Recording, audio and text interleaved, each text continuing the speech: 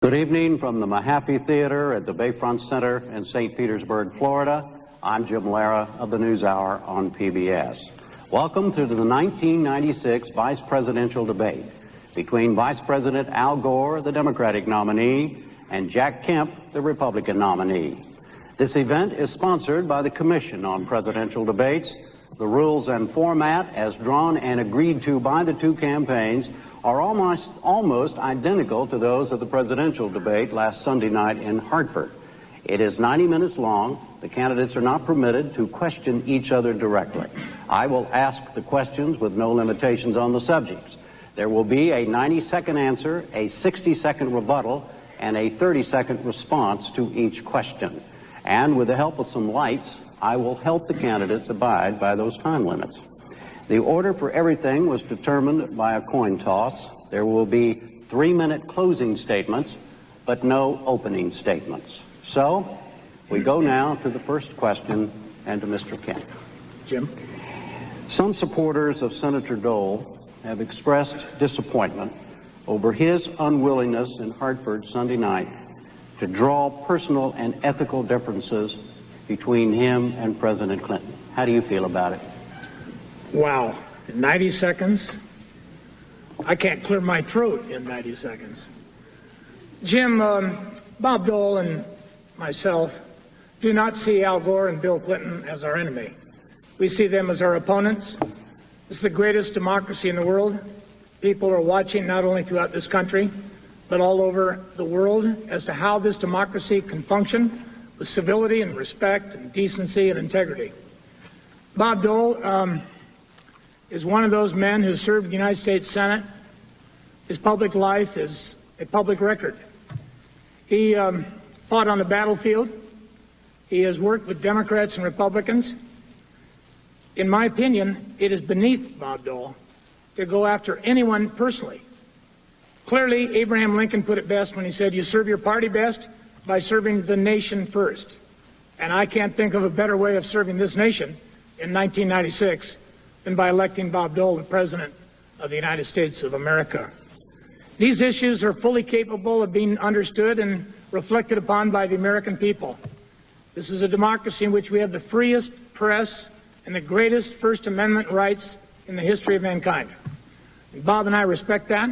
These issues will be aired, but they will be aired with dignity and respect, and ultimately leave it to the American people to make up their minds about who should be the leader of this country into the 21st century.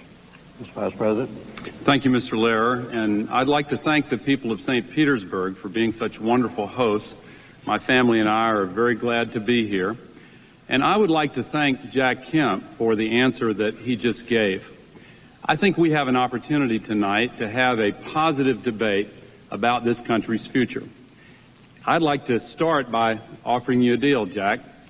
If you won't use any football stories, I won't tell any of my warm and humorous stories about chlorofluorocarbon abatement.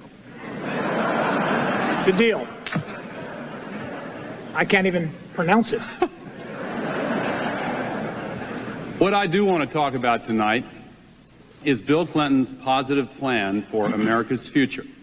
We have a plan to balance the budget while protecting Medicare, Medicaid, education, and the environment, creating millions of new jobs, including 1 million new jobs in America's inner cities. I'm excited about the chance to talk about this plan, and even more excited about the chance to work on it if you, the people of this country, will give Bill Clinton and me the privilege of doing so for 4 more years. Okay. I've really got only two differences with Bill Clinton, President Clinton, and Vice President Gore: foreign policy and domestic policy. Our foreign policy is ambivalent, it's confusing, it is sending strong signals to the wrong people, and we have learned over the years that weakness is provocative. The domestic economy is not doing what it can do. This president believes we're at our capacity. Bob Dole and I believe we can do a lot better. It's about the potential of the American people to lift themselves up and not have their lives controlled by the United States government in Washington. Mr. Vice President, What do you see as the political philosophy differences in a general way between you and President Clinton on the one hand, Mr. Kemp and Senator Dole on the other? The differences are very clear. We have a positive plan based on three principles. We want to provide opportunity for all Americans.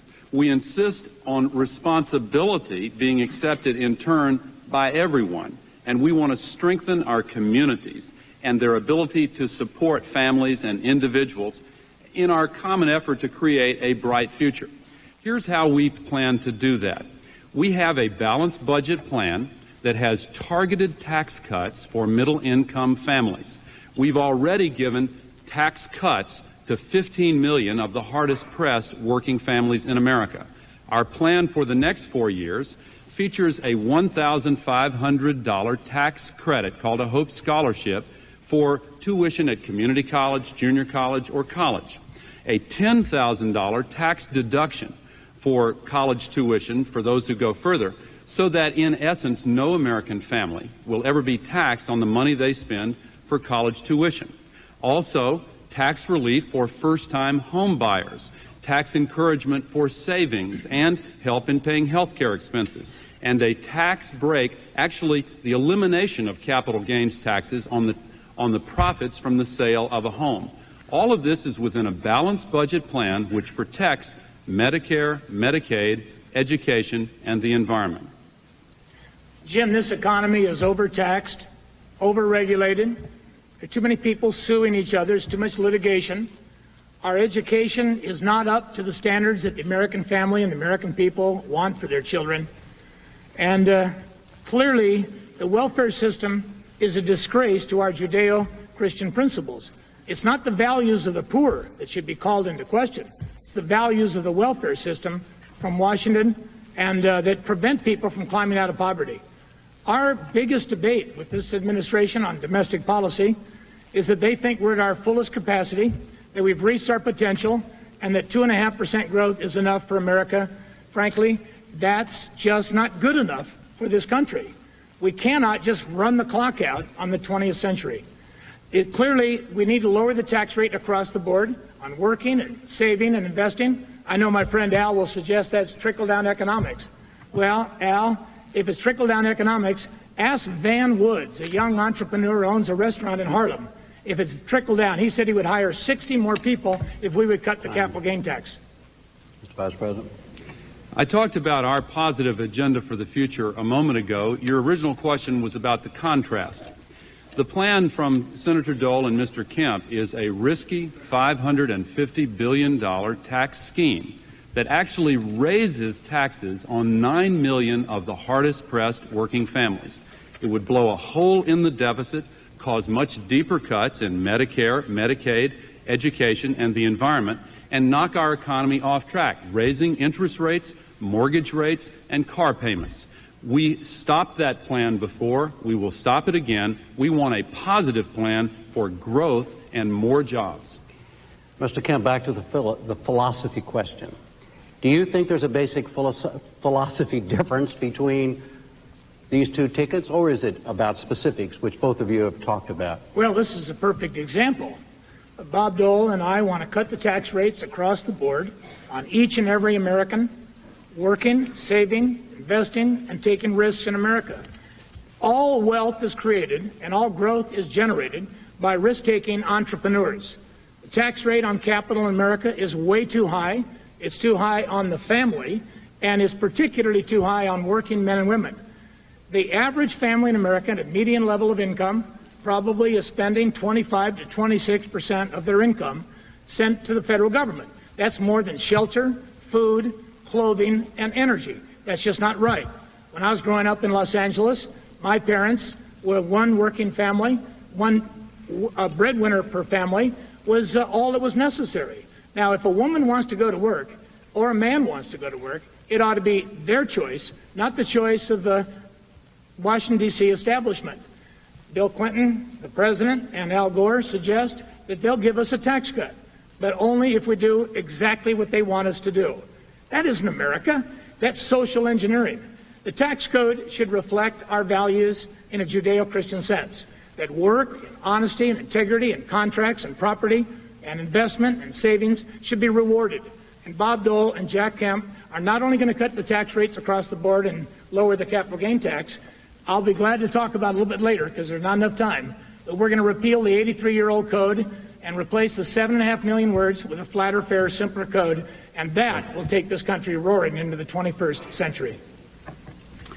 This risky tax scheme would blow a hole in the deficit. You don't have to take my word for it. Time, Newsweek, U.S. News and World Report, Business Week, 83% of hundreds of economists in a random survey just recently all said it would blow a hole in the deficit. There's another feature that I would like to hear Mr. Kemp speak about. Just before he joined Senator Dole on the ticket, he said that the part of the plan that raises taxes on 9 million of the hardest working families in America was unconscionable. That means it's wrong and it shouldn't happen. I agree. It is still part of the plan. We believe that taxes should not be increased on those families. We have a plan to cut taxes on middle-income families within a balanced budget plan, eliminating the deficit and protecting Medicare, Medicaid, education, and the environment. Mr. Kemp. Every time this country in the 20th century has cut tax rates across the board, revenues went up. The economy grew. And I am surprised at this point in his career that Vice President Gore and the President cannot understand that you get more revenue from a bigger pie. And clearly creating more jobs reduces the social welfare drain, clearly makes more opportunity for capital to be invested in our inner cities. And frankly, Al, we shouldn't just tinker with the capital gain tax. We should eliminate it in the inner cities of America to put capital to work to make democratic capitalism and jobs available in our inner cities of the United States. Mr. Vice President, should federal government affirmative action programs be continued? Yes, President Clinton addressed this issue when he said, "Mend it, don't end it." Diversity is a great strength in America. Look around the world at other places where they have not paid attention to the necessity of promoting harmony between different ethnic, racial, and religious and cultural groups. We ought to be very proud in our country, as most Americans are, that we've made tremendous progress, but we ought to recognize that we have more work to do. Now, the first thing that we are trying to do is to create 1 million new jobs in the inner cities of this country with tax credits for employers who hire people who are now unemployed. We are seeking to have vigorous enforcement of the laws that bar discrimination. Now, I want to congratulate Mr. Kemp for being a lonely voice in the Republican Party over the years on this question. It is with some sadness that I refer to the fact that the day after he joined Senator Dole's ticket, he announced that he was changing his position and was thereafter going to adopt Senator Dole's position to end all affirmative action. That's not good for our country. Bill Clinton and I believe that the United States of America has its brightest days ahead, and we will see them even brighter if we promote diversity and harmony among all our people. Kemp. Jim, my position on affirmative action has been clear ever since I left with professional football career for Congress in 1970. Some people think I quit playing a few years earlier, but I retired in 1970. My life has been dedicated to equality of opportunity, and our democracy should provide that, not equality of reward. Affirmative action should be predicated upon need, not equality of reward, not equality of outcome. Quotas have always been against the American ideal.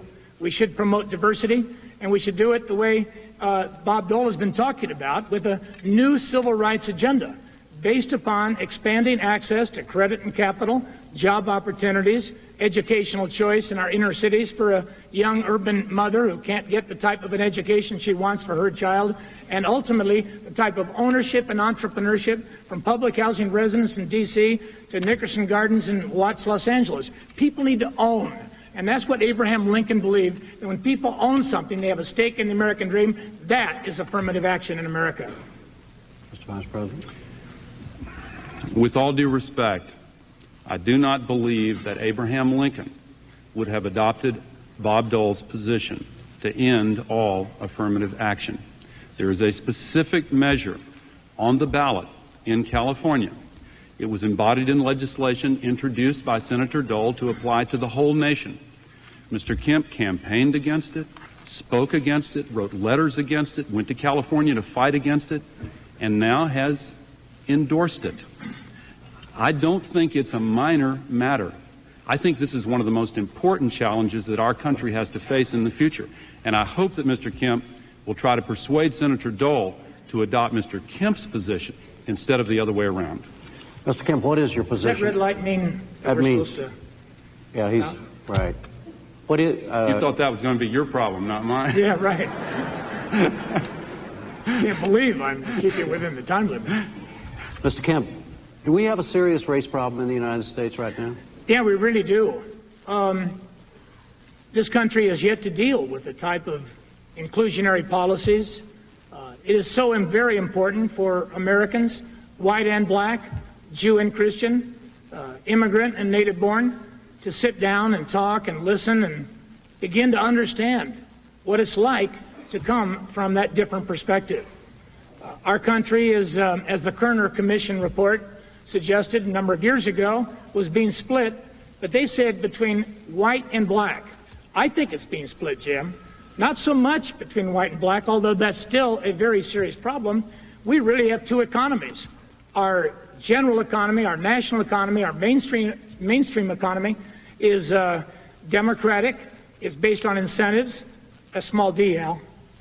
It's capitalism and incentives for working and saving and investing and producing and families and the things that really lead to progress up that ladder that we call the American dream, but which is really universal. But unfortunately in urban America, and I was glad to hear the Vice President talk a little bit about it, they have abandoned the inner cities. There's a socialist economy. There's no private housing. There's mostly public housing. You're told where to go to school. You're told what to buy with food stamps.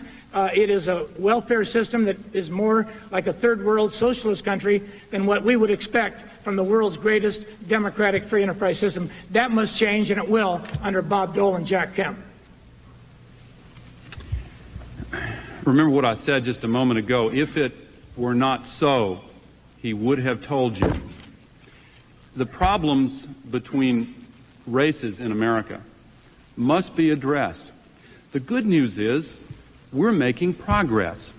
We've seen 10.5 million new jobs created in the last 4 years. We've seen the unemployment rate come down dramatically. We've seen the African American unemployment rate go below double digits for the first time in 25 years, and it's stayed below for 25 months in a row. We have empowerment zones and enterprise communities, 105 of them in communities all across the United States of America. Let me tell you a story about Joanne Crowder in Detroit. She was on welfare for 8 years until the empowerment zone was created there. She just got a job in the new business that launched its enterprise right in that empowerment zone. We want to do that for millions more all across the country. Well, with all due respect, Jim, there are 9 empowerment zones, a few little tinkering with tax credits around the country for inner cities. Los Angeles, after the riots, did not even get an empowerment zone, believe it or not. That is just unconscionable in America to have left Watts, South Central, and East LA out. Earl Graves of Black Enterprise magazine said, the single greatest deterrent to black advancement is the lack of access to capital, credit, and ownership. That will change. We will green line every city in the United States where there's unemployment and welfare. And we will eliminate the capital gain tax and eliminate the tax on a welfare mother that takes a job. That's the answer. Give ownership and entrepreneurship to low-income people based on need, not the color of their skin. Mr. Vice President, if reelected, what could we look forward to in the way of an inner city policy from a Clinton-Gore second term? Before I answer that specific question, let me say that we did put an empowerment zone in South Central Los Angeles. It is in the form of the largest community development financial institution ever created in the United States or in any other country. And it is creating jobs in South Central Los Angeles right now. The Congress passed an enterprise zone after the Los Angeles riots 5 years ago. It was vetoed by the prior administration.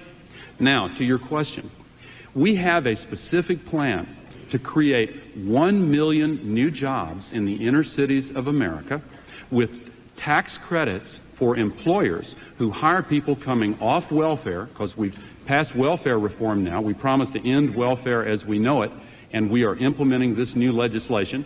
We have moved 1.9 million people off of the welfare rolls and into good jobs in the last 4 years. Our new plan is to have 1 million more jobs in the inner cities. But that's not all. We are also implementing the plan to put 100,000 community police officers in our cities. We've already got 20,000 out there. We're ahead of our 6-year schedule. As a matter of fact, there are 8 here in St. Petersburg already on the beat. You may run into one of them leaving this auditorium tonight. St. Petersburg is safer because of this urban agenda that we're following. But we want the focus to be on millions more jobs, and we're very optimistic that it's going to happen. Well, we've had 4 years, and there's no enterprise zone.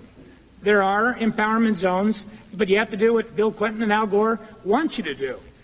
You get a $5,000 tax credit if you hire somebody that's unemployed, but you've already got to have an existing business. The answer is to say, and once again, green line any area in America that has been redlined for lack of mortgage money, lack of credit and capital, just say that area qualifies for no capital gain tax. Zero. Nada. That's what Eleanor Holmes Norton wants to do in the District of Columbia. And this administration said to D.C., drop dead.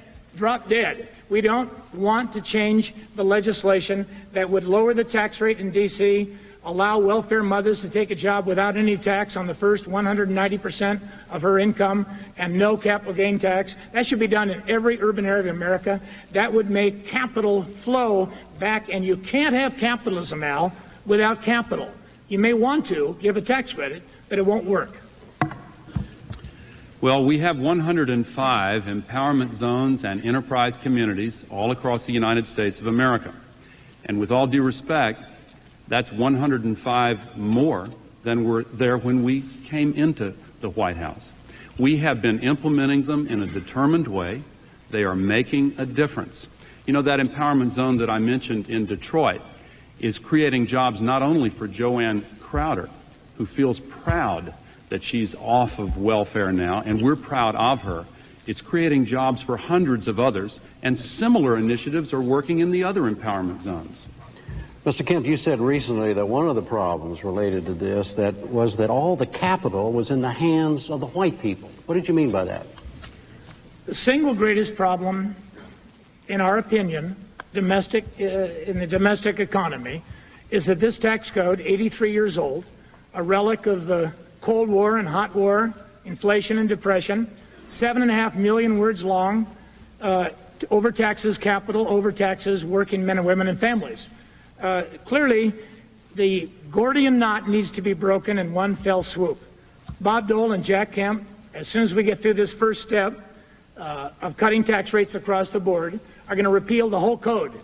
While Bill Clinton and my friend Al Gore defend the status quo, we're going to repeal the 7.5 million words of the U.S. tax code and make it once and for all tax income once, not twice, 3, 4, and if you die, it confiscates your estate. That's unacceptable.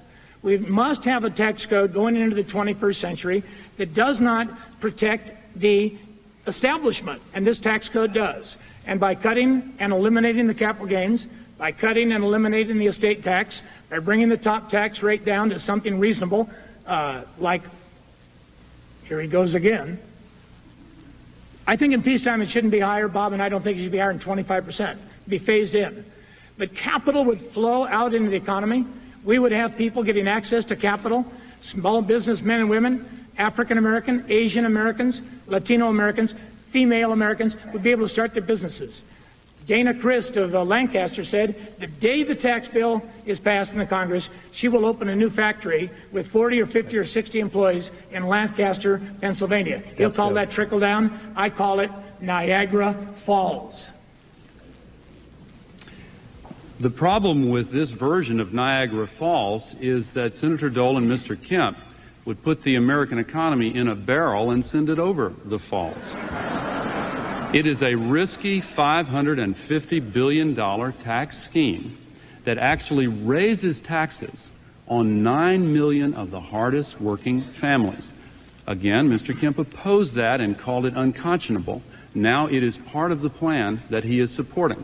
Not only that, though, it would blow a hole in the deficit. It would raise interest rates. That means higher mortgage payments, particularly those with the variable rate mortgages, higher car payments. It would also lead to much deeper cuts in Medicare, Medicaid, education, and the environment. It is extremely risky. And as for these harsh words, I don't take them personally. He said much worse about Bob Dole when he said Bob Dole never met a tax that he didn't hike. He wrote about 450 separate provisions in that code. You better check with him before you eliminate it completely. He may be getting royalties. Jim, a $550 billion tax cut, this is something Al does not want to mention, has to be viewed against the context of a $50 trillion U.S. economy output of goods and services over the next 6 years. A $550 billion tax cut in a $50 trillion economy over 6 years is 1.5%. And the only hole it would blow is a hole in the plans of this administration to try to tinker with the tax code and defend the indefensible. It would blow up the bureaucracy, but it would expand the economy. That's important for America. Mr. Vice President, what about Mr. Kemp's point that he's made a couple of times that what we need is to throw away the present tax code and write a whole new tax system? Do you agree with that? We've passed the Taxpayer Bill of Rights. We have fought for new provisions that now make it possible to file over the telephone. We are fighting for tax reforms across the board. And most importantly, we have a plan on the table right now to cut taxes on middle-income families with several specific provisions. We already cut taxes on 15 million working families in this country, with an average of about $1,000 in tax relief to those making $25,000 a year or less. And for the last 2 years, we have had middle-income tax cuts on the table in the Congress, and they weren't accepted by Bob Dole and Newt Gingrich because they said they would not pass them without cutting deeply into Medicare, Medicaid, education, and the environment. We are determined to move forward during these next 4 years with the tax cuts that President Bill Clinton has proposed. Here they are again: a $1,500 tax credit for tuition, a $10,000 tax deduction so that no family pays taxes on the money for college tuition, capital gains eliminated for the sale of a home, a tax break for first-time home buyers and for health care expenses, and a $500 child tax credit. You only get a tax cut in the Clinton administration if you do exactly what Al Gore and Bill Clinton want you to do. That's not America. When John F. Kennedy cut tax rates, the economy grew, unemployment went down, and we balanced the budget and revenues went up. Indeed, the Secretary of Treasury under John F. Kennedy and the Deputy Secretary of Treasury under John F. Kennedy endorsed Bob Dole's plan to cut rates, cut the capital gain tax, balance the budget, provide a $500 tax credit, and clearly the plan should be to lift the economy, to get more revenue. Medicare will be saved because it'll be put into a commission where both Bill Clinton and Bob Dole recognize it has to be studied by the same people that would study, or did study, I should say, the Social Security system and saved it in 1983 and 84. Look, we can bring down the growth of government spending, but we have to grow the economy. And in Bob Dole and Jack Kemp's opinion, we should aim at doubling the size of the American economy in the next 15 years. Under their policies, it'll take 30 to 40 years. That's not acceptable. The chairman of their National Campaign Steering Committee, Senator D'Amato, said that Bob Dole would have to cut into Medicare in order to pay for this proposal, but that he would wait until after the election to do it. The proposal to cut Medicare that Senator Dole pushed before and shut down the government to try to enact would have already raised by $268 the fees paid by the average couple now on Medicare. He tried to double the deductibles and give people less in return. We have a balanced budget plan that protects Medicare and gives tax cuts. Mr. Kemp, is it really possible to balance the budget without reforming drastically the entitlements programs, including Social Security and Medicare? Well, before I answer that, Jim, let me just say it is disgraceful, the campaign being waged to scare the American senior citizens in this state and my home state of, well, New York and California. About Medicare. One other one in there, isn't there? Medicare. Yeah, Maryland now. The amount of money being spent to try to mislead the American people is demagoguery, and only in the Clinton White House and in Al Gore's mind could an increase in spending per capita on a senior citizen from $4,800 in 1996 to $7,200 over the next 5 years be considered a cut. Does anybody think that Bob Dole, who almost gave his life for his country, who has served in the Senate, who helped save Social Security, who crawled out of a foxhole on Riva Ridge in northern Italy in 1945 to save a wounded radioman, does anybody think in this country that he could possibly want to move our country ahead and leave anybody behind? Of course we can balance the budget. Of course we have to hold down the growth in entitlement spending. But clearly you cannot balance the budget, Jim, without growing this economy. It's only growing at about 2.5%. We should double the rate of growth, and we should double the size of the American economy. That means more jobs, more wealth, more income, and more capital, particularly for our nation's poor and those left behind. Mr. Lehrer, our balanced budget plan extends the Medicare Trust Fund 10 years into the future. A commission is fine, but a commission would not do any good if we adopted this risky $550 billion tax scheme. The word scary has been used. A couple of days ago, I went with Governor Lawton Chiles, who is here, to Sarasota, to the Friendship Senior Center. I talked with a woman there named Dorothy Warnell, and she said, you know, we may not be as sophisticated as some of those people in Washington, but we can add and subtract. Here are the numbers she's adding and subtracting. Bob Dole's plan would have already imposed an extra $268 on the average Medicare receiving couple, and his plan would have doubled deductibles. It would have cost an extra $1,700 over the lifetime of his plan, and eliminated nursing home standards and guarantees of nursing home care for seniors. Bill Clinton prevented it from happening. We will never allow that to happen. Jim, Medicare is too important to senior citizens around this country to play the type of politics that is being played on this issue. It is losing $8 billion as we stand here tonight by the President's own trustees of Medicare, 3 members of which serve in his cabinet. It will be losing $23 billion a year by 1998. Something must be done. Bob Dole has suggested a commission, but clearly you cannot save Medicare, Social Security, or any program for the social welfare net of American people, under which they should not be allowed to fall unless we grow this economy at least twice the rate it's growing today. That is the issue, not scaring people in America. Mr. Vice President, Mr. Kemp has accused you of demagoguery.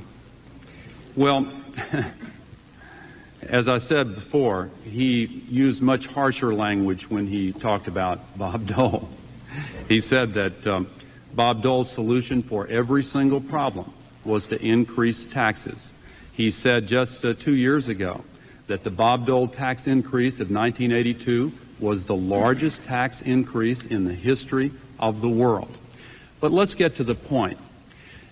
Medicare has been adjusted 23 times since it was created in 1965.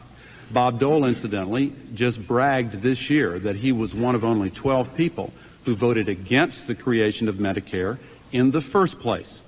I don't think he didn't believe in it then, and the plan that he promoted last year would have certainly been devastating to Medicare. Again, don't take my word for it. The American Hospital Association said it could have closed 700 hospitals.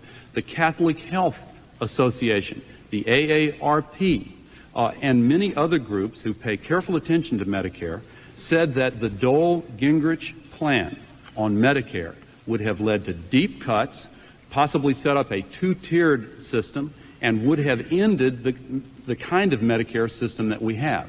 Our plan extends Medicare 10 years into the future. We will always protect Medicare within the context of a balanced budget plan. Folks, they have no plan.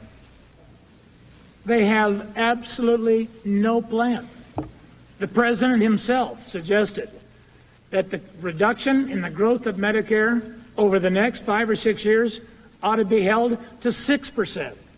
Under the Republican plan, irrespective of the numbers, it will grow at 7 or even more percent. But that is beside the point. What has to be discussed is how we as a nation are going to create the size of an economy, create a national wealth that would at least double this $6 or $7 trillion economy. We would have $6 trillion in 15 years extra wealth for the American people, another $1 trillion of revenue with which to save Medicare and Social Security, and you can't do it with a tax code and a regulatory code and people suing each other with frivolous suits as this administration is allowing to happen. That has to change, and it will under Bob Dole and Jack Kemp. I think Mr. Kemp has unintentionally made a mistake in saying that President Clinton called for a reduction to 6% or whatever you said. I believe you're referring to the Money Magazine interview, and the publisher of Money Magazine just sent Mr. Kemp a letter 2 days ago asking him to please stop inaccurately citing Money Magazine. It is not what the president said. It is not the president's position. Let me make clear what his position is. We will save Medicare. We will stop efforts to hurt Medicare, and we'll do it within a balanced budget plan. Mr. Kemp, what, if anything, would a Dole-Kemp administration do to change the current legal status of abortion in this country? I will answer the question, but for the record, I would like to release the letter to our friends in the press of the letter I got from Money Magazine suggesting that Bill Clinton wanted and did lower the cost of living allowance for senior citizens as a way of reducing Social Security. Putting that aside, we recognize there's no consensus in America. This country is split between those who call themselves pro-choice, and I'm sure very sincerely, and those of us who call ourselves pro-life. This is a very emotional issue. I'm sure it is for a woman. It certainly is for those of us, like my wife and myself, who have 3 adopted grandchildren. We thank God every night of our life that a young woman was given a choice, was given the opportunity to choose life. This country should not be torn asunder over this debate. It has to be carried out with civility and respect, and Bob and I believe it can be, but we should recognize that every human life is precious, and there should be all of the protection that we can give for an unborn human being. And to think that in this country, for every 3 births, there is 1 abortion. But even worse than that, as ugly as that might be, and I know it's a tragedy to many people, both on the pro-choice and pro-life position, we have a president who vetoed a congressional ban on the ugly and gruesome practice of snatching life away from a child just moments before he or she enters the world. That is unacceptable. Vice President. President Clinton has made it clear that he will sign legislation outlawing procedures such as this if there is an exception to protect the health of the mother where serious health consequences, such as the inability to have any further children, are involved, and her doctor advises her so. What is really at stake here is whether or not women will have the right to choose. The platform on which Mr. Kemp and Senator Dole are running pledges a constitutional amendment to take away a woman's right to choose and to have the government come in and order that woman to do what the government says, no matter what the circumstances. Mr. Kemp has voted 47 out of 47 times to have such an amendment and to restrict this completely, no matter what the circumstances, even where rape and incest is involved.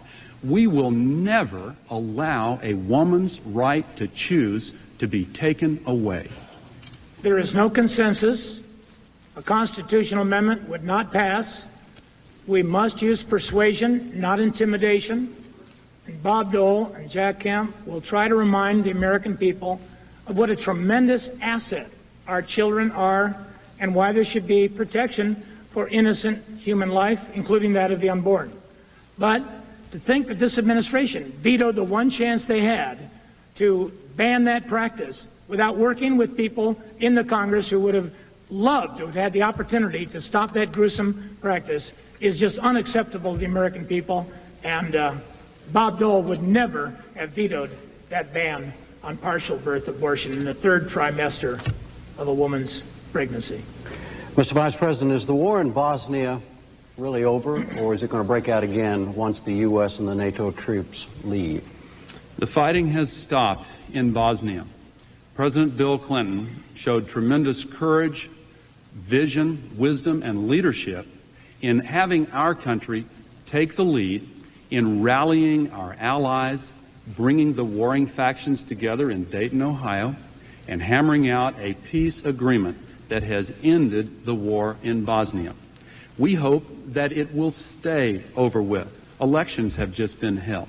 There is great progress toward peace and reconciliation in Bosnia. We ought to be very proud of our soldiers who have played such a critical role in bringing about this peace in Bosnia. It's not the only case where Bill Clinton has provided such leadership. We have restored democracy to Haiti with scarcely a shot being fired. We have seen movement toward reconciliation in Northern Ireland and in the Middle East. The Bible says there will always be wars and rumors of wars. As the President said the other night, there will always be troubles in this old world. But the United States of America can be counted on to provide the vision that the world looks for from the United States of America. Bill Clinton, as President, has provided that kind of leadership. We are more secure and stronger today because of Bill Clinton's handling of foreign policy. Bob Dole supported the deployment of troops in Bosnia, but the problem with the foreign policy of this administration, there is none. It's ambiguous, it's contradictory, it is precipitous. To go into Iraq with bombing before we had even consulted with our allies, to think that Sam Nunn of Georgia or Colin Powell helped put together the coalition in the Persian Gulf were not even consulted. It was not only precipitous, it was a sign not of strength, but of weakness. What's worse, they declared victory. They've declared victory in every deployment. We've had more deployments in 4 years than any previous 4 years that I can think of. I'm 61 years of age. It's unbelievable that ambiguity can be called a foreign policy. Let me say what a friend of mine told me, and I believed it for my whole career. Weakness is provocative, and our message should be clear, and that's what our message would be to the world under Bob Dole as Commander-in-Chief of the United States of America. We did, of course, consult with our allies before we bombed Saddam Hussein. But sometimes the United States has to take unilateral action when our interests are at stake.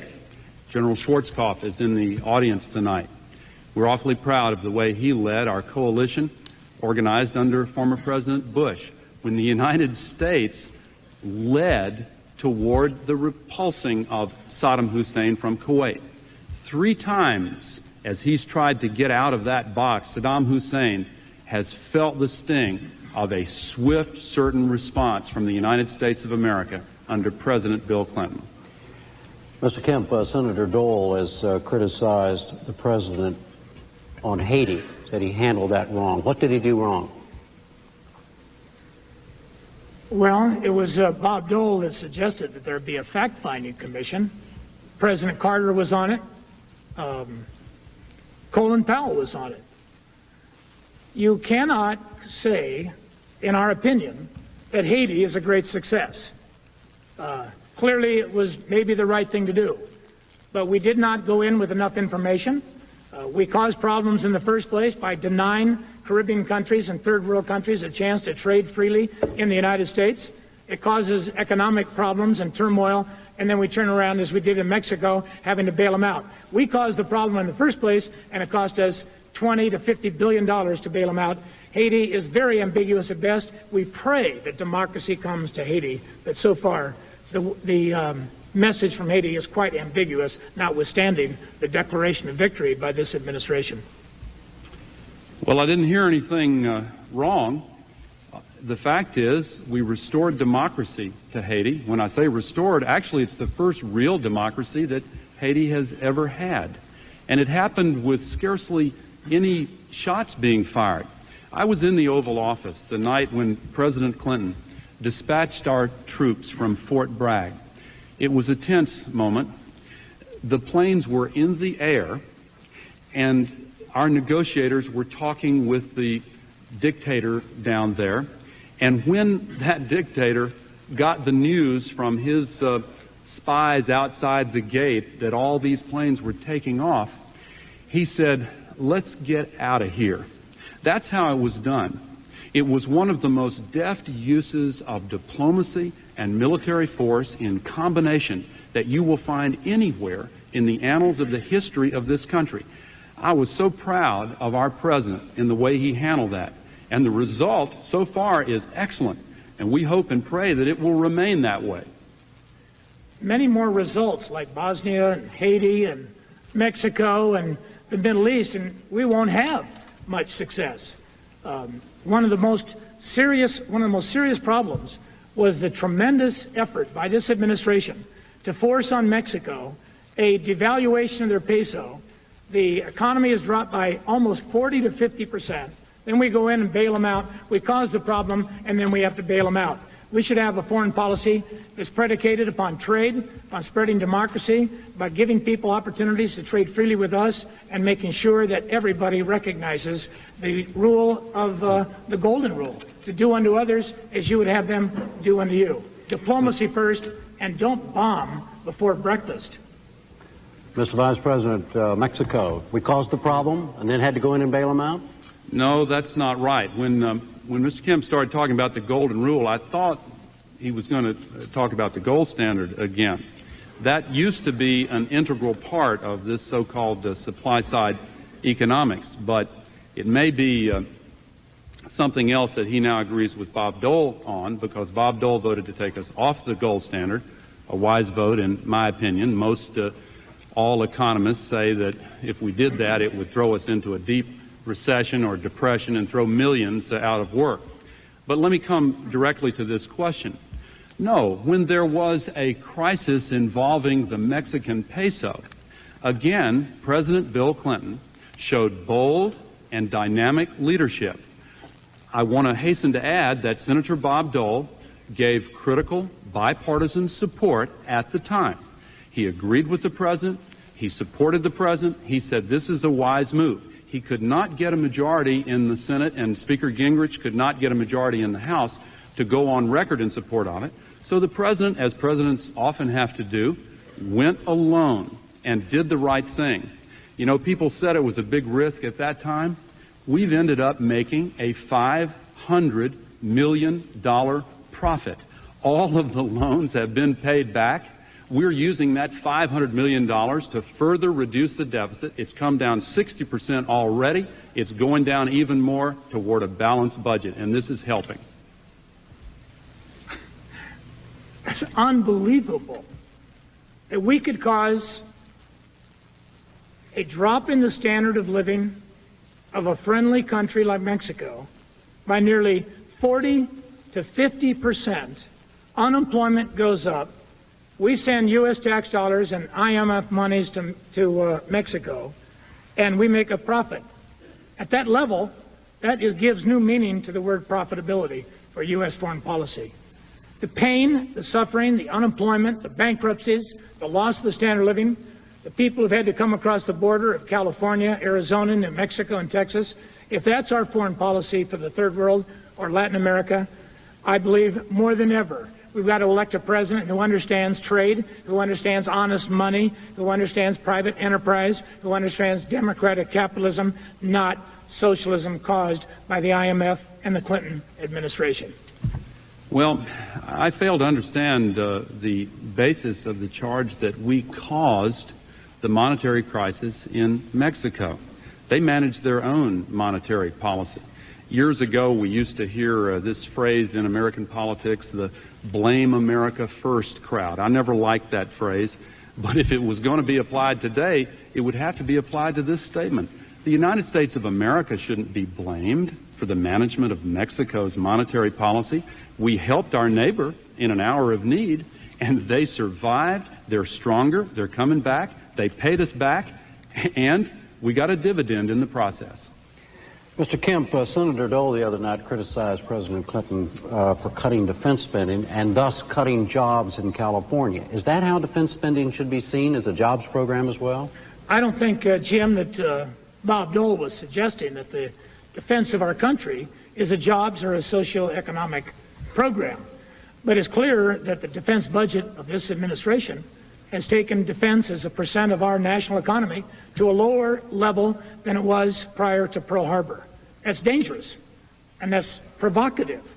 And the mixed message, the ambiguities of U.S. foreign policy are, I believe, and Bob Dole believes, is causing not only problems for this country throughout the world, but particularly here at home. And the type of changes that were made overnight in California caused very severe dislocations. And then, of course, the president ran out to California and announced, well, maybe we'll have another B-1 or B-2 bomber. That is not the way policy should be made. It should be predicated upon the defense needs, the security needs, the strategic needs of the United States of America, and that's how they'll be made under Bob Dole as president. Well, first of all, there are virtually no large differences in the defense budgets put forward by President Clinton and put forward by the majority in the Congress in the last 2 years. They're very, very similar. There is a huge difference in our economic plan. This risky $550 billion tax scheme that I talked about earlier is said by the Concord Coalition, including Republicans like Pete Peterson and Warren Rudman, to pose a threat to our nation's ability to have a sensible defense budget in the future. They've gone on record as saying that this tax scheme would not only raise taxes on 9 million hardworking American families, but would also lead almost inevitably to deep cuts in Medicare and in defense. We have a balanced budget plan that protects the defense budget, also Medicare, Medicaid, education, the environment, and gives tax cuts to middle-income families. Jim Allen has to hear one more time. Every time in this century, we've lowered the tax rates across the board on employment, on saving, investment, and risk-taking in this economy. Revenues went up, not down. Now, if the purpose of the tax code is to raise revenue, we ought to think, as John F. Kennedy did, about lowering the rates. They can't go to zero. They can't go too low because there's not enough revenue. But President Clinton apologized in Houston for saying, whoops, I raised your taxes, and they're too high. President Bush apologized for raising taxes. Bob Dole knows that the rates have to come down across the board, and then we'll get to the most important part, to repeal this code and go to a new system for the 21st century. Mr. Vice President, some Democrats have charged that the environment would be in jeopardy if Mr. Kemp and Senator Dole are elected. Do you share that fear? I certainly do. Let me first say that in citing John F. Kennedy's tax cut in the 1960s, I want to also remind you that Mr. Kemp has pointed out in the past, Bob Dole was in the Congress then. He was one of those who voted against John F. Kennedy's tax cut. The environment faces dire threats from the kind of legislation that Senator Dole and Speaker Newt Gingrich tried to pass by shutting down the government and attempting to force President Clinton to accept it. They invited the lobbyists for the biggest polluters in America to come into the Congress and literally rewrite the Clean Water Act and the Clean Air Act. President Clinton stopped them dead in their tracks. We have a positive agenda on the environment because we believe very deeply that it's about our children and our future. Clean air and clean water, cleaning up toxic waste sites when millions of children live within 1 mile of them, that's important. We have a plan to clean up 2/3 of the toxic waste sites in America over the next 4 years. We've already cleaned up more in the last 3 years than the previous 2 administrations did in 12. The President just set aside the Utah National Monument. He is protecting the Everglades here in Florida. Bob Dole is opposed to that plan. President Bill Clinton will protect our environment and prevent the kind of attacks on it that we saw in the last Congress and that are included in the Republican platform. And so will Bob Dole. I mean, Al, get real. Franklin Roosevelt said in 1932 that the only thing we have to fear is fear itself. The only thing, Jim, they have to offer is fear. Fear of the environment, fear of the climate, fear of Medicare, fear of Newt, fear of Republicans, fear of Bob, and probably fear of cutting tax rates. They ain't seen nothing yet. Look, we recognize that this country has to live in balance with our environment. Every one of us who have children and grandchildren recognize how we have to reach a balance. It is not jobs versus our environment. Both are important. This is the most overregulated, overly litigated economy in our nation's history. And to call a businessman or woman who sits down and has a chance to express his or her interest in how to make these laws work and call them a polluter is just outrageous. It is typical of the anti-capitalistic mentality of this administration. That will change because we believe in democratic capitalism for everybody. There are lots of jobs to be created in cleaning up the environment. All around the world, we're seeing problems that people want to solve because they love their children. They want them to be able to drink clean water and breathe clean air. They don't want them to live next to toxic waste sites. When the United States of America takes the lead in protecting the environment, we do right by our children, and we also create new business opportunities, new jobs, new sources of prosperity for the United States of America. And we're going about it in a common sense way. Mr. Kemp, you mentioned it already before, and you'd said on Meet the Press Sunday that the federal government engages in, quote, regulation reign of terror. What exactly do you mean? Well, exactly just what I said. Regulations or reduces value without compensating the owner, that is a reign of terror. It's happening. In Oregon, not too long ago, a farmer took 25% of his property and declared it a wetland. It had the runoff of snow that allowed it to be declared a wetland, but he did it himself voluntarily. He found within a couple of years that the bald eagle began to use it as a habitat. The Corps of Engineers, the Bureau of Wildlife and Fisheries, All of the federal agencies came onto his property, declared it a federal wetland, and said he couldn't drive. They took away the road. He couldn't mend his fences, and they wouldn't pay the value of the loss of the. They wouldn't pay or compensate, I should say, for the loss of value to that property. How can we, as a free society, turn people into enemies or adversaries of the United States government? OSHA does it, EPA does it, IRTA does it, and you name it. We should recognize that this country should live in such a way as to build an alliance with our free enterprise system that can build a better America for our children and our grandchildren. We can do it, but it's got to take new leadership in Washington. Well, it takes values that recognize the importance of the environment. Mr. Kemp voted against the Clean Water Act, voted against the renewal of the Superfund Act.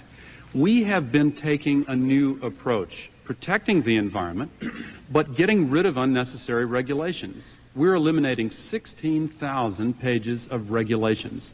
We've entered into a new project called Project XL. This is at the EPA, where we enter into a bargain with businesses. When they say we'll exceed the standards, we say give the EPA a way to measure the progress and then throw away the rule book altogether. Now, this is the kind of common sense approach that can clean up the environment while eliminating unnecessary red tape. Make no mistake about it, though, there are those who would like to go much further. Some have even proposed, and this bill he cites would do it, that polluters ought to be paid if they agree to stop dumping poisons into the river.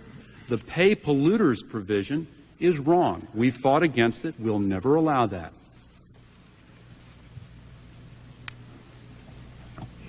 When I went to Congress from Buffalo in 1970, you could almost walk across Lake Erie because of the pollution. Today, thanks to the secondary and tertiary treatment plants, which many of us voted for on both sides of the aisle, which actually started under Richard Nixon, Republican president, our water is cleaner in the Great Lakes. We've got a lot of progress that we've made, and we've got to make more.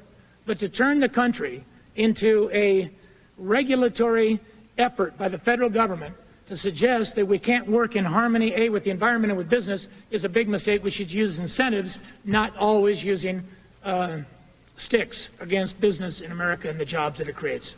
Mr. Vice President, does the government of the United States, as now operated by the Clinton administration, operate on a reign of terror, through a reign of terror? No, of course not. We're taking a brand new approach to eliminate unnecessary regulations, unnecessary bureaucracy. We've got lots of examples of this. There was a story in the newspaper the other day about a home testing kit that the FDA had held up. That happened under a rule in the last administration. We said change that rule. It's being changed now. It's under consideration by the FDA right now, and it will be changed. There are thousands of other examples.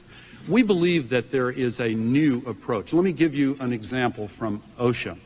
We're reinventing the way OSHA does its job. Some people would like to eliminate OSHA. We think that the protection of job safety in the workplace is very, very important. But what we've said is, look, start measuring the results. We found that the inspectors were being rewarded on the basis of how many fines they issued. We changed that completely. They used to go in and give somebody a fine if they didn't have a poster on the wall informing employees of their rights. To use this as an example of our new approach, now if they go in and see that poster's not there, they go out to the trunk of the car and give them a poster. It's the same approach that we're taking in all the regulatory agencies. We're making a lot of progress. We want the protection with common sense, not nonsense. Well, we have to have the type of economic prosperity that will allow us to generate the revenues to provide this technology. 10% of all the emissions, 10% of all the hydrocarbon emissions, oxides going into the air are caused by just 10%. 100% of all the emissions are caused by 10% of the automobiles.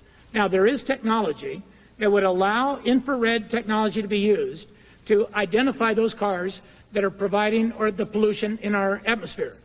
It is not being able to be used because we're going to take every automobile driver in America, all 110 million automobiles and charge them $17 or $20 or $25. Look, we ought to go after the ones that pollute, not go after the men and women who want to be able to drive their automobile to work or to school and to make sure that they have the type of opportunity to live like everyone else without having themselves regulated by a Washington establishment. We can use technology, that's the answer, but to get the technology, you've got to have a growing economy. This economy is not growing fast enough, and it will under Bob Dole and Jack Kemp. Well, the economy is growing very strongly right now. We've had 10.5 million new jobs created just in the last 4 years. In the last quarter, the growth rate was 4.7%. The average growth rate is also coming up. It is higher than in either of the last two Republican administrations. Bob Dole said in February of this year, this is the strongest economy in 30 years. The conservative business journal Barron's says this is the strongest economy in 30 years. We've got good, solid growth. Let's don't risk it on some $550 billion risky scheme. What measurement do you use, Mr. Kemp, in saying the economy is not growing the way it should be? Well, as I said earlier, Jim, it takes two breadwinners to do what one breadwinner could have done just a relatively few short years ago. As long as a woman or man wants to go to work, it ought to be their choice. But in America today, that woman or man must work in a family one to pay the tax and the other to help the family. That's not America. It doesn't leave enough time for the children. It doesn't leave enough time for people to enjoy their families. It doesn't allow people to save. The family is the most overtaxed institution in the United States of America. When I was growing up in Los Angeles, a family that median level of income might have sent 4 or 5% of their income to the federal government. Today it's close to 30, or at least 27 or 28%. That's just unacceptable, and for Al Gore to keep suggesting that we can't afford to reduce the tax rates across the board on the American people and on the formation of the capital necessary to create the new jobs for America is just totally at odds with the experience of both Ronald Reagan, John F. Kennedy, and other times in this century. One other thing that's very, very important. To call it a risky scheme reminds me of the fact that this administration is suggesting that they're going to give you a tax cut if you'll do what they want you to do. They want to cut the capital gain tax, but only for homeowners. How about the small business men and women of America that create 91% of all the new jobs? My daddy was a truck driver who bought the truck and started a company. We need more truck drivers becoming truck owners, and they can't do it if they don't have access to the capital and the seed corn for the next generation of truck and jobs for America. We've had the creation of more new small businesses in the last 4 years, in each of the last 3 years, than in any other year in all of American history. We've seen the creation of 10.5 million new jobs. We have the lowest combined rate of inflation and unemployment in 30 years. Business Week magazine said, these are the kind of results that you want. Lower inflation, lower interest rates, more jobs, and more growth, all within the context of a balanced budget. We have reduced the budget deficit 4 years in a row. We've cut it down 60% after it went up by almost 300% during the previous two administrations. Now, this is the kind of growth that we want more of. We think we can do much better still. That's why we're pushing these income tax cuts for middle-income families in the context of a balanced budget that protects important programs. 4 years too late. You told us that 4 years ago, and we still don't have it. How can we trust an administration that all of a sudden 4 years into, or the last year of its 4 years, tells us that now they're going to follow through on the promise they made 4 years ago? This economy is not growing fast enough. The haves are doing well, but Jim, the have-nots are not doing well. There's people hurting. There are families that can't stay together. There's jobs that are not being created, and the unemployment rate in our nation's inner cities is somewhere between 16 and 25%. That's morally and socially unacceptable in a modern-day economy. Mr. Vice President, Senator Dole raised the same question to President Clinton the other night about keeping promises made. What is your reaction to that? What is your response to that charge against you and the President? President Bill Clinton promised to create 8 million jobs. He's created 10.5 million new jobs. He promised to cut the budget deficit in half. He has cut it by 60%. He promised to end welfare as we know it. He passed and signed the welfare reform law. He has already moved 1.9 million people off the welfare rolls into good jobs. We've got a plan to move 1 million more off welfare during the next 4 years. He promised to implement the death penalty. We passed an anti-crime bill that has 60 new death penalty provisions. He promised to pass a plan that would put 100,000 new police officers on the streets. It is law over the opposition of Senator Dole, and 20,000 of them are already on the streets. 2,000 of them have been funded already for here in Florida. We're ahead of schedule, and we're going to get the additional 80,000 new police officers on the streets in the coming 4 years. 45,000 of them are now already funded. That is a record of promises made and promises kept. He promised middle-income tax cuts. We've cut taxes for 15 million families, and our plan to cut them for all middle-income families has been waiting for action in the Congress for 2 full years. In the next 4 years, we will pass it. Well, to say that this is the best economy in 30 years just staggers the imagination. We have a growth rate of the last 4 years of about 2.5%. My friend Al Gore says it's better than the Reagan years. It isn't. But irrespective of whether he thinks it is or not, means less than the fact that this country cannot morally and socially and economically accept an economy running out the clock on the 20th century. We're treading water. We have families that are hurting. We have people who are unemployed. We have people with no property. We have an administration that is demolishing public housing in our inner cities and not providing anything else but more public housing. Their solution to the inner city is more, excuse the expression, but it's true, socialism. It is not for the people. It is for the government to tell them where to live, where to go to school. We need school choice. We need to privatize public housing. We need to sell it to the residents. We need to put enterprise zones into America, and we need to lower the rates of taxation on labor, capital, and the factors of production. That'll happen under Bob Dole. We are demolishing the outdated projects that did not work, and we're replacing them with new units that do work. And we have private vouchers so that individuals can choose for themselves where they live. And we're selling these units to many of those who want to buy them. Mr. Kemp had a good idea when he advocated that years ago. He talked about it. We did it. And we're going to do a lot more of it if we have the opportunity with the help of the American people.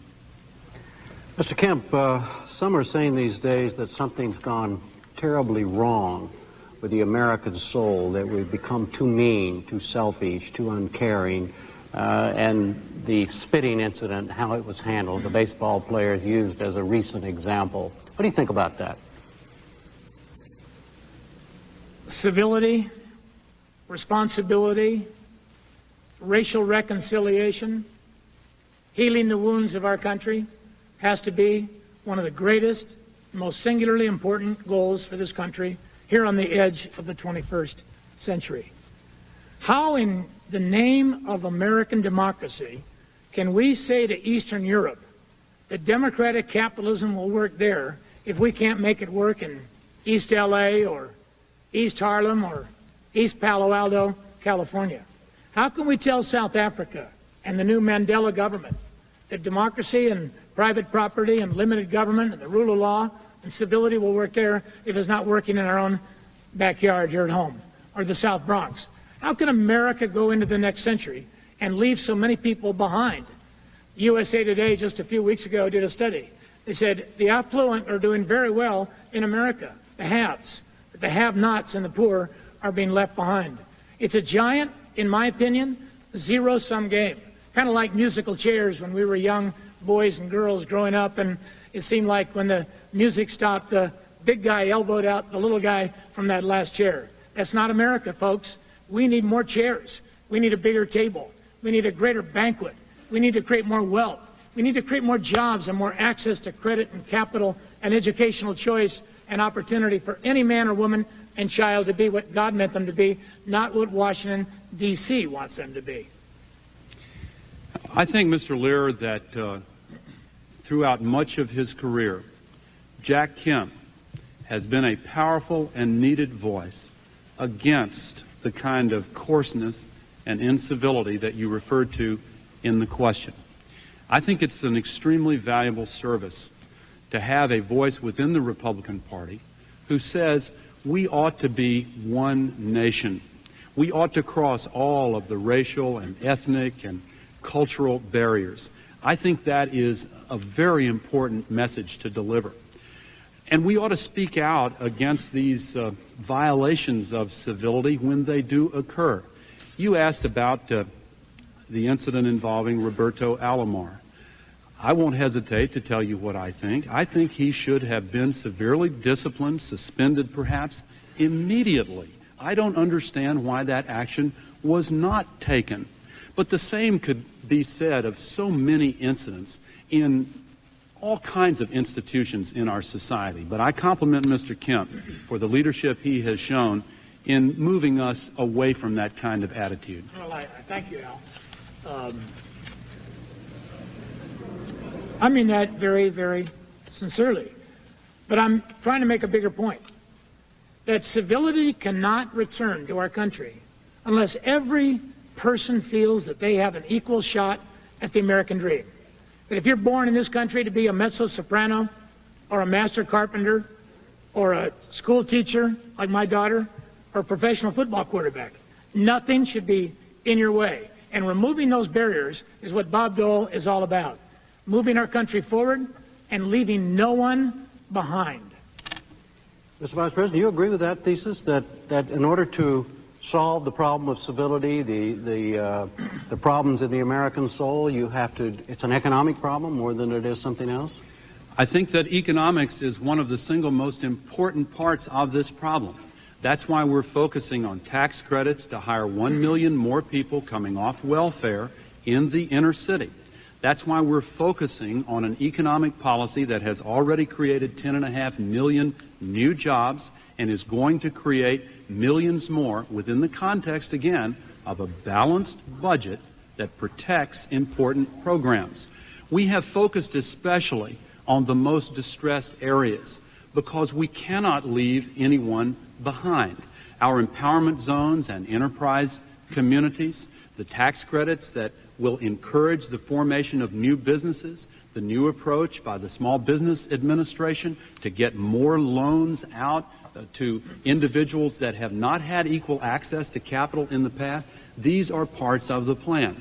Another part of it is the community development financial institutions and the law that says deposits that are made in a community, in the inner city, say, should be kept in the community. Not entirely, but some percentage of them should be kept there.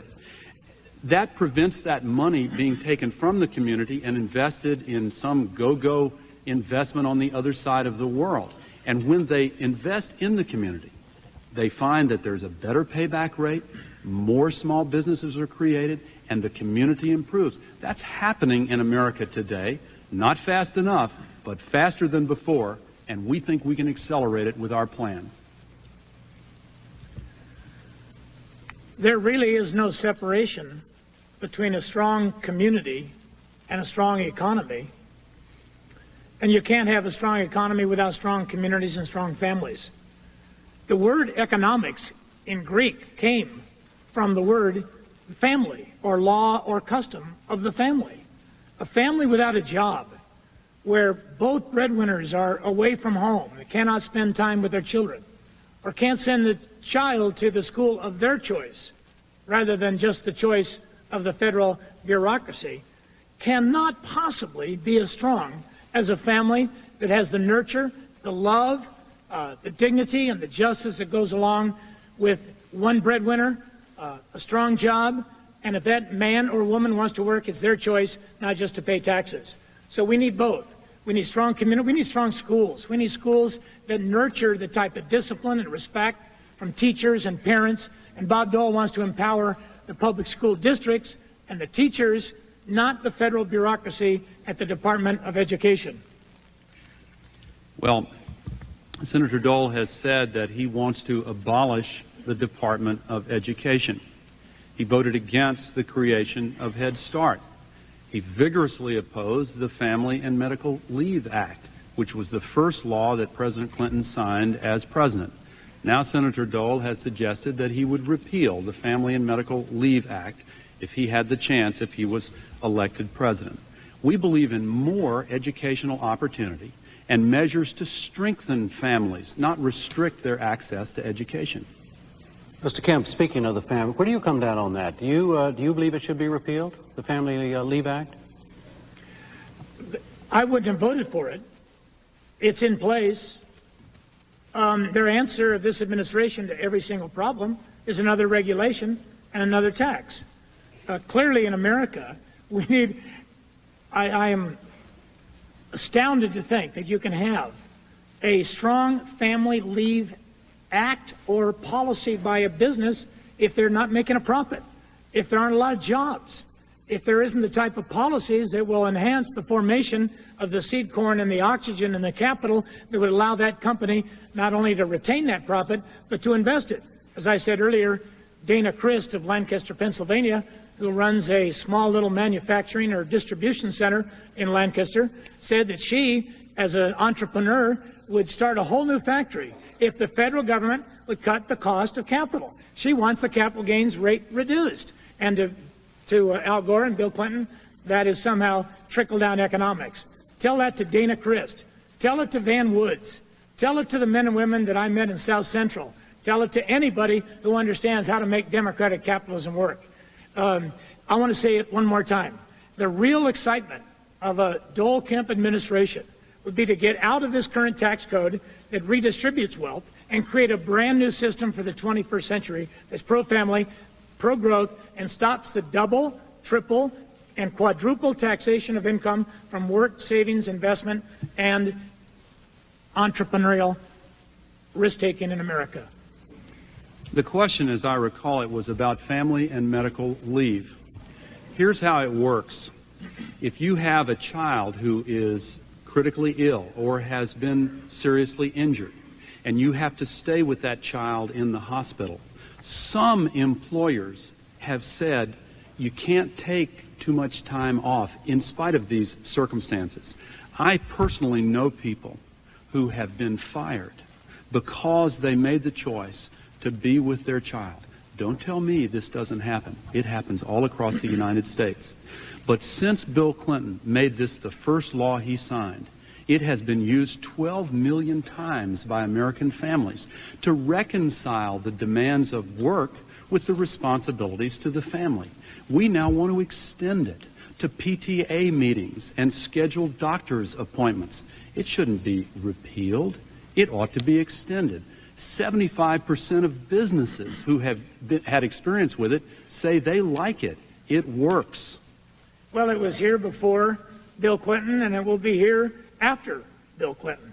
Senator Tsongas, a good friend of Senator Gore, Vice President Gore, suggested that he was afraid his party was falling into the trap of loving the employee but hating the employer. You cannot love labor and hate employers. You cannot drive this wedge between workers and management. And businesses were providing family leave. They will continue. They should. They've got to make a profit. And the tax on business, capital, labor, and families is too high. And we want to reduce that regulatory burden and that tax burden in a new Dole-Kemp administration. Gentlemen, that was the last question. So now we go to the closing statements. There will be 3 minutes each. And Mr. Kemp, you are first. Thank you, Jim, and thanks to the people of St. Petersburg for a fantastic hospitality, and my friend Al Gore for a vigorous debate. I think this is the most exciting time in the history of the world to be alive. We have lived through what Jeane Kirkpatrick called the bloodiest century in mankind's history. We have defeated, in this system of ours, fascism, Nazism, communism. Socialism is defunct or debunked around the world. The evil of apartheid has ended. There's only one last question remaining for the next century, indeed the next millennium. Can we in America make the world's greatest liberal democracy, this democratic experiment in private property, limited government, the rule of law, respect for families, and traditional Judeo-Christian values work so it can be a blessing to our country and a blessing to the rest of the world? With all due respect to this administration, they've got a foreign policy in disarray. They have a lack of credibility around the world. Weakness, I said earlier, is provocative. And clearly this economy is not performing up to the standards that we would expect from this great nation going into the most exciting global economy the world has ever known. There's something amiss. Our culture seems to be weakening all around us. Families are under tremendous pressure. People do not feel safe in their homes. A mother doesn't feel safe sending her child to school. Our schools are not educated. It's not the problem of the teachers. They are overworked, and my daughter will tell you they're underpaid, and we know that. They need to be empowered. We need to reform education. We need to reform welfare. We need to reform litigation and regulation, and we certainly need to reform this tax code that is a product of this terrible century of war and recession and inflations. It can be done. We need somebody who understands the potential of the American people. That we're not just doing well for ourselves, we need to do well for the rest of the world because they're looking at us. And we need to make it work in every neighborhood and community in America and for every family so that no one, as Bob Dole said in his San Diego acceptance speech, is left behind. Bob Dole, as I said earlier, is a man of courage, a man of principles, a man who crawled out of a foxhole on Reaver's Ridge in 1945 to save a wounded brethren. The Bible says no greater love hath a man than he give his life. Well, Bob did, just about. He'd been through the valley of the shadow. And he, as commander-in-chief, can take this country with the courage of Churchill, the principles of Lincoln, and the indefatigable optimism and spirit that this nation expects from its commander-in-chief and the next president of the United States, Bob Dole. Vice President. Thank you very much, Mr. Lear. Thanks again to the people of St. Petersburg, and thanks again to Jack Kemp. I have enormous respect for Jack Kemp and for Bob Dole. They're good men. I don't agree with their plan. I've tried to make that clear tonight. And one reason I've tried to make it clear is that in just 27 days, the United States of America has an important choice to make between two approaches to the future of this country. We have a plan that will create millions more jobs, bring the deficits down further, and balance the budget while protecting Medicare, protecting Medicaid, protecting and preserving the environment, our air, our water, the Everglades, the Tongass, the Mojave Desert in California, the Utah Red Rocks area, all of which have been protected by President Bill Clinton. We also have a plan to expand access to education. There's a family in the audience tonight, the McNeil family, who lives right here in St. Petersburg. Both parents are teachers. They're not rich in money, but they have strong values, and they value education. Their oldest son is a freshman at St. Petersburg Junior College. Their younger son, Roderick, is a sophomore in the same high school that Don McNeil teaches at. Roderick is concerned that he may not be able to get the tuition he needs to go to college when the time comes. Our plan gives a $1,500 tax credit to make that junior college essentially free, and a $10,000 tax deduction to make it so that no American family, or almost no family, will have to pay taxes on the money they pay for college tuition. This plan also gives tax breaks on the sale of a home, up to $500,000 in profit, tax-free. It gives a new break for first-time home buyers, and again, all in the context of a balanced budget. We have seen progress during the last 4 years because policies like these have been working. This risky scheme that I've described tonight has been said by many objective observers to not add up. It would be a serious risk. Our plan, by contrast, has been working and will work more. We want to build a bridge to the 21st century, and we want it to be strong enough and broad enough for all families to cross, and we want it to lead to a brighter future for America, because our best days are ahead. Thank you, President.